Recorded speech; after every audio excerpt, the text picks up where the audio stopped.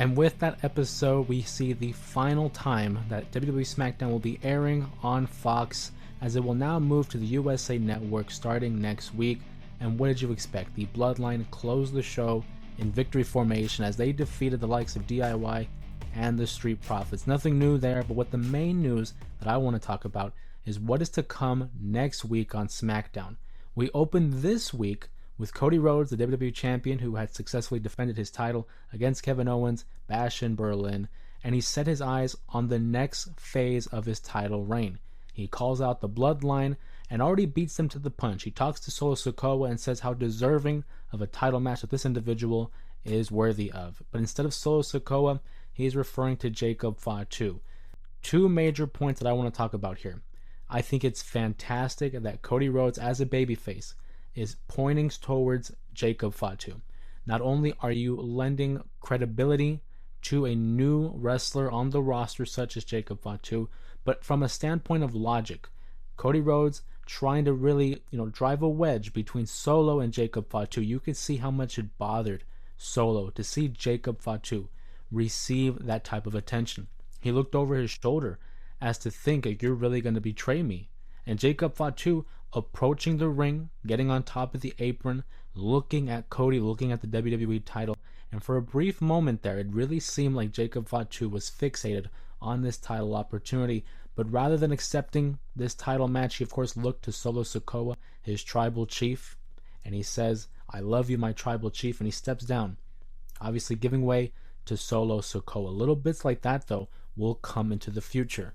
Another part that I wanted to talk about regarding this segment was the choice in having the WWE title match take place next week on SmackDown. It would be the premiere on the USA Network. I think it's very smart.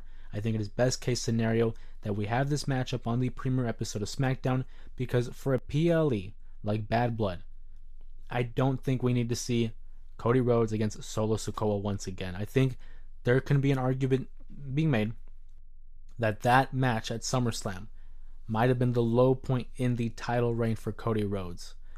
Okay, again, that's an argument to be made, but we've already seen it. I don't want to see Solo Sikoa and Cody again in another PLE.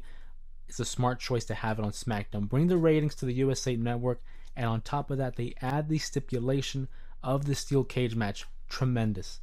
Terrific job. Rather than having the Bloodline banned from ringside, which I thought would have been an easy cop-out, they introduce the steel cage. It's been a while since we've seen a cage match on SmackDown, so to see a main event, such as the WWE title, consisting of a steel cage match, seeing Cody Rhodes on the card in a cage, that's a big deal. I think it's safe to say that this will be the main event. I think it was the right choice, certainly to open up this week's SmackDown, and it's the best case to have it close the show on next week. Will we see an appearance by Roman Reigns or Jimmy Uso, Paul Heyman? Who's to say?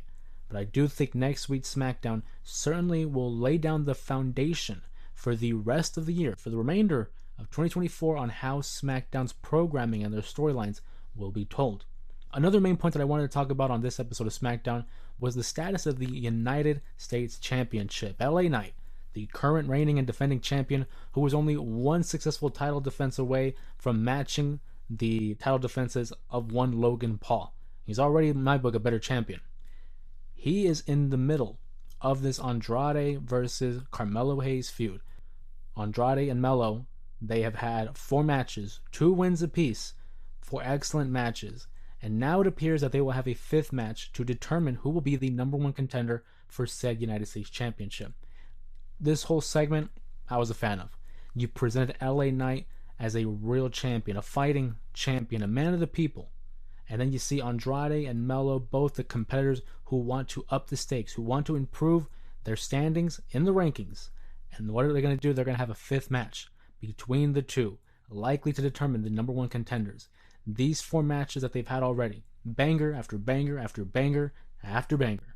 So why would I not expect a 5th banger in this 5th match?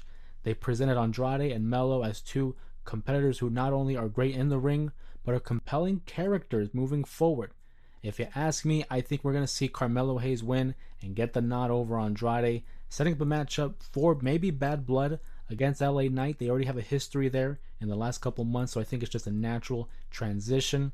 That is something I'm very much looking forward to, just like the rest of the card for Bad Blood. We haven't seen any matches being announced for Bad Blood yet, but given the current state of the WWE and all the storylines that are currently being told, I have so much reasons to believe why this might be one of the better, maybe one of the best PLEs of the year that WWE will be presenting from a match standpoint, from a storyline standpoint, and potentially maybe even a stipulation standpoint, because I'm still holding out hope for a Hell in a Cell match between CM Punk and Drew McIntyre.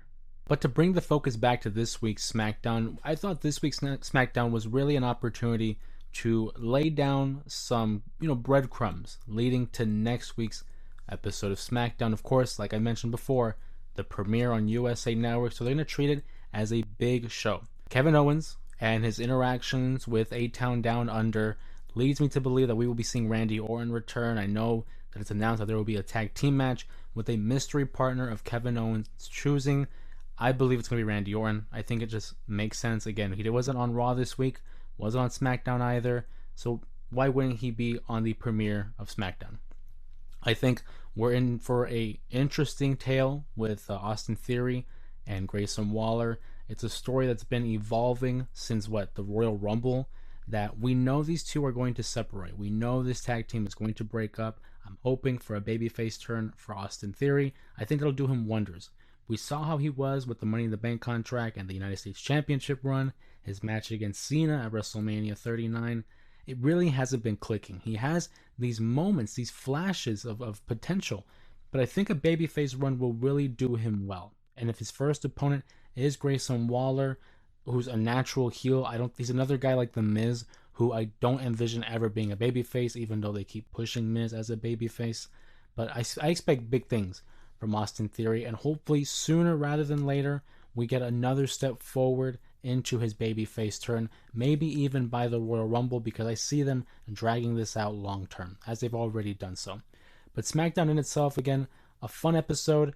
I didn't think there was anything eventful aside from the US title picture and the announcement of the Steel Cage match next week on SmackDown. But aside from that, please let me know down below in the comments what you thought of the ongoing storylines on SmackDown. What did you think of that triple threat match? Because I thought it was probably one of the better matches on the card aside from the main event, the 8-man tag. If you haven't already, like the video, share the video, and subscribe to the channel to keep up to date with all the pro wrestling content that is produced on this channel. And of course, my name is Jose Ramos Jr. Thank you again for joining me on this post-show reaction, and I'll see you in the next one.